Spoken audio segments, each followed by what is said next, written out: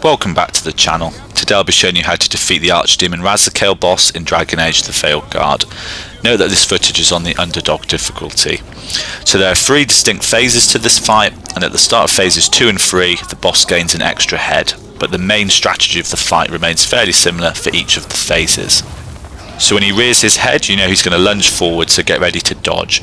We were too close to him there, so we got clipped. It makes it easy if you keep your distance. After he lunges, you can then deal some damage and use your special skills. You saw at the start of the fight we removed the blue bar above his head very quickly, and we're close to staggering the boss now.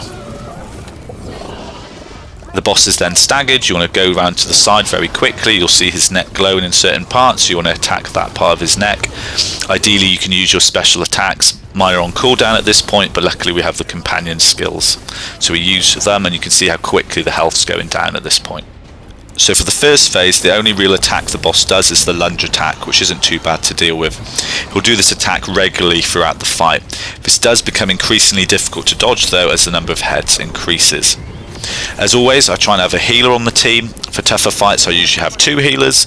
However, for this quest we have to have Davrin accompany us. Luckily with Lucanus we're able to combo his special attacks with our ones.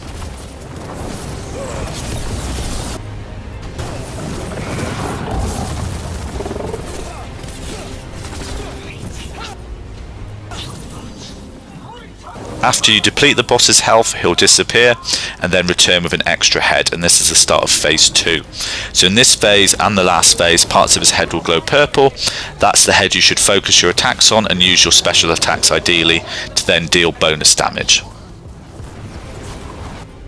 In this phase they'll fire some poison out, which does deal a lot of damage over time, so you want to avoid the red circles. The glowing purple part will cycle through to the different heads, so you just switch attack into the other head.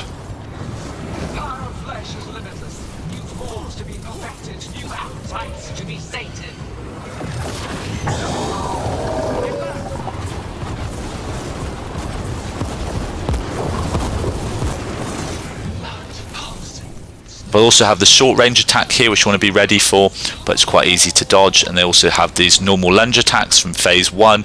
It becomes a little bit more difficult as there's 2 of them. They've also summoned an enemy, but we just ignore the enemy because the boss deals good damage to them. And you want to try and keep the heads on screen at all times because they do lunge at the whole area. And then you just want to try and deal some damage when you can. You see the boss gets stuck here, so we use our special attacks and are dealing good damage. You see that yellow bar moving very quickly. If you're finding this video helpful, please like and subscribe. It really helps the channel and it's greatly appreciated. Thanks. So the key to this part of the fight is to remain patient, as it can be time consuming waiting for the heads to glow purple and deal that bonus damage, so you just want to keep dodging the lunges and other enemy attacks, trying to save your potions for the later part of the fight as that does become more difficult in phase 3. We're building up the stagger bar, and then once the enemy's health reaches 50% they'll disappear and then come back again.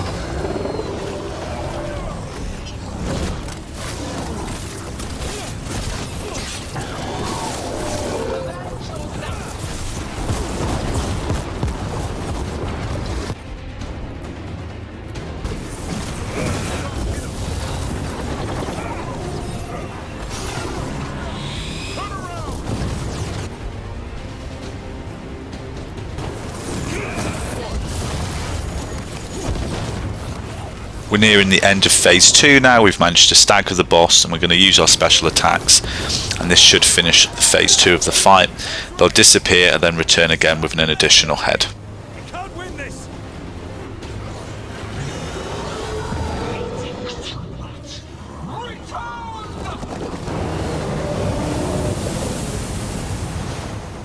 We're now at the third and final phase of the fight. The boss will spew out this poisonous beam we want to avoid. Luckily his head is glowing purple, so we use our special attacks. Again, this phase isn't too different in terms of attacks to the other phases. Of course, more things are going on, so it can be difficult in that sense, but you want to keep the boss on the screen at all times to avoid those lunge attacks.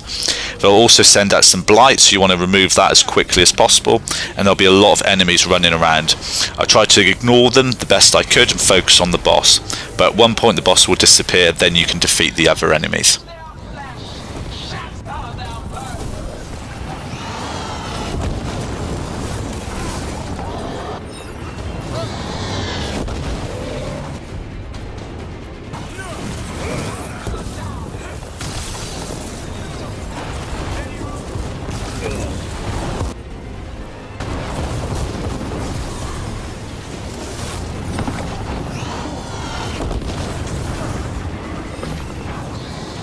We're clumsy here and get clipped, so I have to use my final health potion.